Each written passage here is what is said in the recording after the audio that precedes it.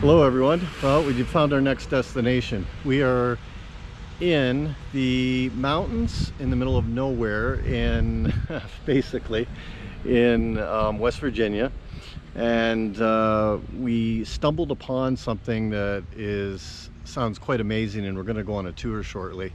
It's a small town called Green Bank in West Virginia, and they have the largest steerable radio telescope on the planet here, and so it's able to study other planets and black holes and galaxies and that through radio waves, unlike optical telescopes that don't do it through radio frequencies.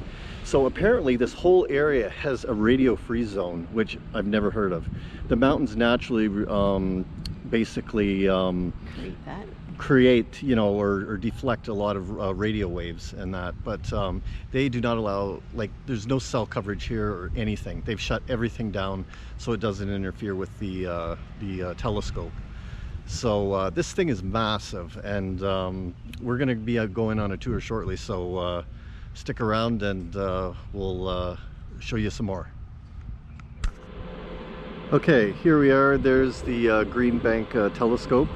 Unfortunately, we can't film after this point, so it's going to be tough to see just exactly how big it is, but just wanted to give you a quick visual.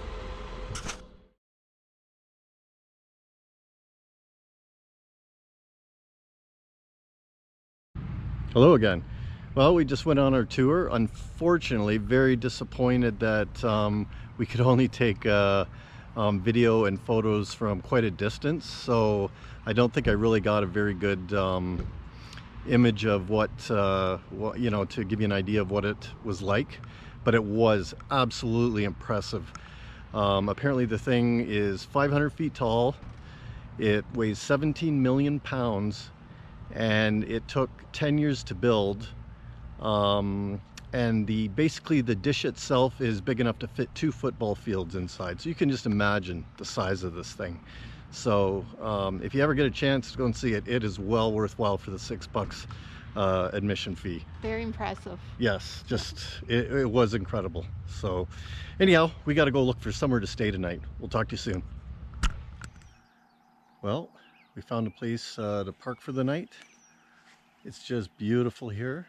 We're having a very hard time finding anywhere because it's a radio-free zone, so they've got no cell signal, so our GPS wouldn't work, and we had very limited map that wasn't that detailed, so we went around looking for places, campgrounds and stuff, couldn't find anything.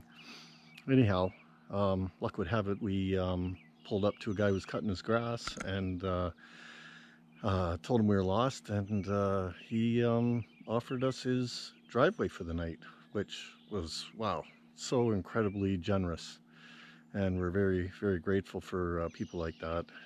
Very nice guy, and so yeah, things work out. We were driving around for quite a while in the rain and different stuff, but it's got nice now, and the sun's just about to set, and so behind me you can see the pasture is just beautiful, and here we are for the night.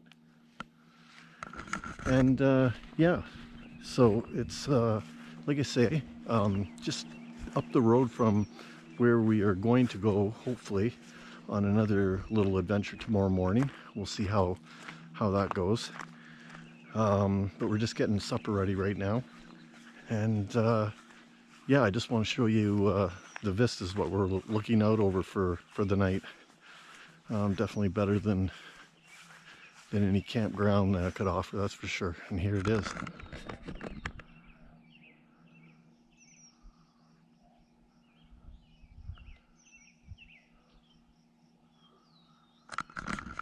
So yeah, there you go.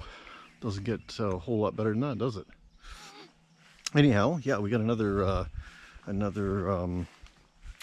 exciting thing to do tomorrow. Hopefully, we'll let you know when that comes about. But for now, we're gonna get supper going.